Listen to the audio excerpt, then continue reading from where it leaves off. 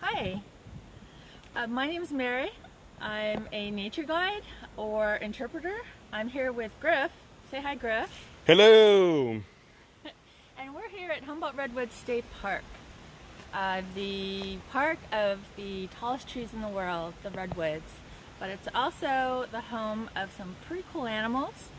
But unfortunately, well, not for them, but for us, they are nocturnal, a lot of them, which means they are active at night, as opposed to diurnal, which means active during the day. Now, we're going to be learning during this series of programs how to read their signs, because even though you might not see them, they leave a lot of signs behind. That would be what? Tracks, scat, which is poop, like scratches on trees, all sorts of things. And so we're going to start to learn these, and once you learn these signs, you could actually learn how to read their stories. So it's pretty cool. Now let's look around for the animal we're going to do today. Oh, sorry, let me go back 1 second. I do want to say a few words about COVID-19. This park is open for day use. The trails are open, but of course, please respect everyone and practice all those important things that we've learned, social distancing, things like that. If you're unsure, look at our website, parks.ca.gov, and it has all the latest updates. So, like the Redwoods, let's support each other. All right, so let's get back to the tracks. So let's look around and see what tracks we might see here. Now, the animal we're going to look at today is really great at stalking and stealth. So it's very quiet, it's very patient, and knows how to stalk. Actually can jump really high and will actually even swim, though it doesn't really love it. Look, I think I've discovered a couple tracks. Let's get really down in here, or like trackers will say, let's get in some dirt time.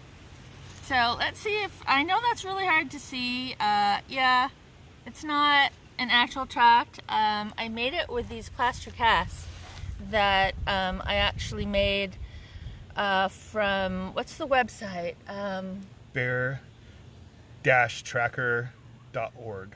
Right, and yeah, there's some companies that make really great molds. I'll tell you at the end. Anyway, I actually had to make these tracks. We were out down by the river, which is a great place to look, but it got really windy. We were afraid no one would be able to hear. So can you see that track? It's really hard. It's coming up good on this. Is it? Yeah. Fantastic. Well, just in case you can't see that, I actually have some diagrams that I got from Kim Cabrera. Who says hi, by the way? Oh, hi Kim. So she's the bear tracker, and I'll give you all her information at the end because she has some great videos and so much information. That's mainly where I get my information. So when I see something that has 4 toes, 4 lobes, I'm thinking what? Canine family or feline family. So I've got examples of the canine, which is here, and the feline here. And, let me sort these out. Can you see it when I do it like this? Mm-hmm. Okay, so there are some things we could really, some major differences. Obviously they have 4 toes. But if you look at the feline, look at this. It actually has a leading toe. Remember last week, if anyone was with me, and we were looking at the fox, which is part of the canine family, the leading toes are sort of symmetrical, like parallel like that, and then the outside ones also. And then see how this is more like a C, because you've got a leading toe. And if you look at your hand, that leading toe for the feline family would be this one. So this is 1, 2, 3. That's the 3rd toe. So this is actually 2, 3. So where's 1? That's what I'd be thinking. Well, 1, remember on cats and dogs, that's that dew claw. That's up higher on the leg. So that typically won't show unless maybe if they're running, sometimes that will show. But typically it doesn't. So that is actually the 3rd toe. So let's see. The other thing between cats and dogs, you could only fit maybe 1 of these pads into the dog's palm pad, but you could fit at least 2 or 3 of the feline pads into that pad there. So I think by looking at this, we have a leading toe right here. I know because I actually made it with this mold. And so I think we could definitely say feline. So in this area, what would that be? That would be mountain lions or bobcats or a wild domestic cat. So we can mainly tell because of size, pretty much. Mountain lion, what would that be? Like 3 inches, right? What was this? Wait, where is it? That's like 2.5. So then in a domestic cat, it would be more like 1.5. So I think we're pretty much left with bobcat. Another difference between mountain lion and bobcat, which Kim, the bear tracker, told me, is that the mountain lion toes are more teardrop shaped versus the more oval of the bobcat. So that's something else to keep in mind in case maybe you have a young mountain lion and a very big hefty bobcat. The sizes might overlap, so that's something to keep in mind. So bobcat. So bobcats are pretty much all over the United States, so they're very adaptable. And their color pattern will sort of adapt to what their background is, because remember, they need a lot of brush, and so they have to be able to hide. So remember, I'll just hold up one. They've got those ear tufts, the bobtail, thereby the name, bobcat, and then remember that spotted fur, which helps them with their camouflage. So they're really great at camouflage, and they're known for being very patient and elusive and mysterious and being able just to fade into the background. In all my experiences, they could do just that. You think you're looking at one and then it just kind of disappears without seemingly moving at all. So the mythology for that, for the bobcat, is that they used to be known as the keeper of secrets, the knower and the keeper of secrets. They're also thought to have amazingly supernatural eyesight. They do have great eyesight, but they were thought to be able to see through walls and basically see behind masks and see the secrets behind them. So that's really, really interesting.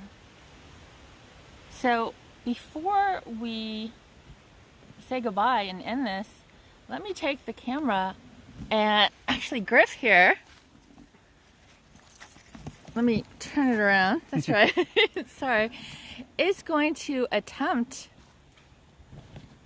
the magical, mystical bobcat art of being able to vanish and basically melt into the background. I got this.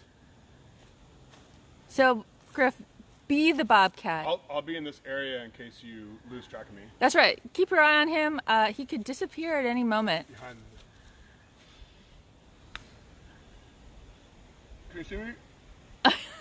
That's great. I can barely see him. How about anyone else? Can anyone else see him? Well, while Griff is working on melting into the background, I do want to say a few words about the bobcat and the dangers that it faces.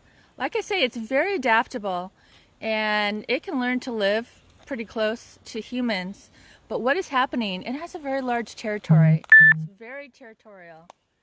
And so with all of our urban sprawl and urbanization, its territory is just being sort of separated. And with all the roads that we put in, it's becoming these little patches of nature separated by roads and things like that it can't cross. So it can live in those separate little areas, but it's going to lose its genetic diversity, which in the long run is going to be really dangerous for the species as a whole. So we can all do something about that by when our city planners want to build something or even redo something we already have, we can put in those, what do they call them, Griff? Wildlife overpasses and underpasses. Right, those connections between the corridors. different natural spaces. And they've already started to do that in a few places, and it's going to be really crucial. So we could all tell our supervisors that that's what we want, and it can make a big difference. And the second thing, we can also make a big difference. They're getting poisoned.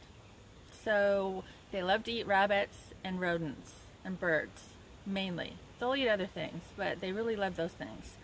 And rodenticides, rat poison, so they get secondarily poisoned by eating those rats that have gotten poisoned.